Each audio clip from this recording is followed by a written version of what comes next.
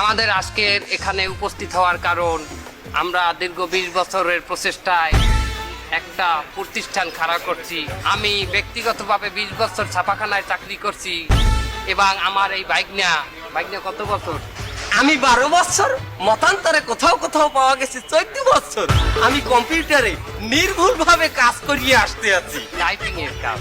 এবং আমার ছাপাখানার কাজ আর তাহার টাইপিং এর কাজ মিলাইয়া আমরা একটা ছাপাখানা খুলছি। এইটারই আজকে শুভ উদ্বোধন। আমাগো ছাপাখানার নাম খুব সুন্দর করে মামু বাইকনার ছাপাখানা, এইটারই আজকে উদ্বোধন করবেন আমাদের এই নেতা সাহেব।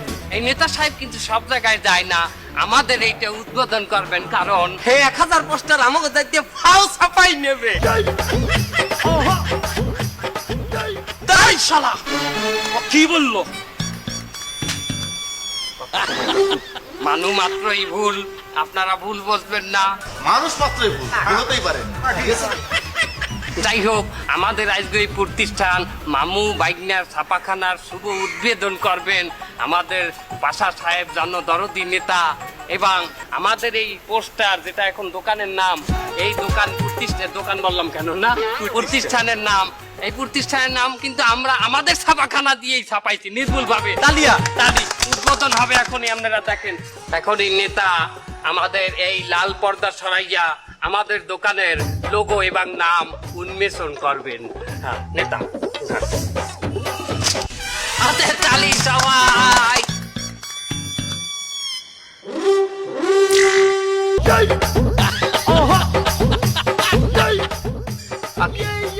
আপনি রাগ করি অবাক হয়ে চাই রয়েছেন কেন?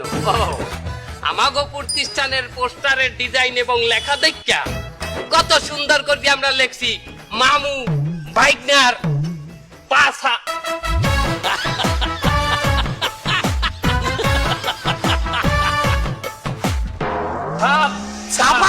ছাপাখানা।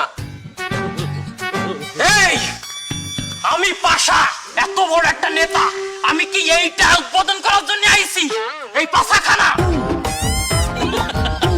তুই কম্পিউটারে কি টাইপ করছিলি? আমি তো ছাপাখানাই লেখছিলাম, ওই যে প্রথমে ছ দিছি এরপর প দিছি।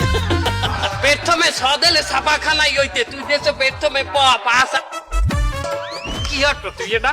কি অর্থ তুই প্রথমেই আমার নিজের প্রতিষ্ঠানে নিজের ছাপাই এই? মামু আমি কই কি ছাপাখানা হোক আর ওই হোক, উদ্বোধনটা তো করতে হইবে না, আমি উদ্বোধনটা করিয়ে দিয়ে যাই। তোকে কিন্তু একদম পাড়ায় মেরে ফেলবো। এই আমি এই পাশাখানার উদ্বোধন করবো। ওরে আল্লাহ রে, এখানে সাংবাদিক নাই তো, থাকলে এই যদি পত্রিকায় ছাপায় দেয় যে পাশাখানার উদ্বোধন করতে এসে, আমার মান সম্মান কিছু থাকবে? কথাটা কই না, কাম করেন। আমি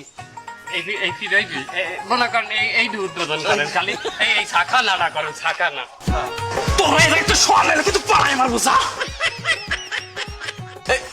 নেতা, আমাদের নামের বানানটা কি পয়াকার ছয়াকার না পয়াকার ছয়াকার? কেন? না ওই যে পোস্টার ছাপাবো তো।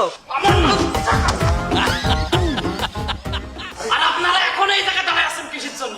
কি এই পাশাখানা উদ্বোধন করবেন? চল এই জায়গা থেকে, আয় মাথা, চল।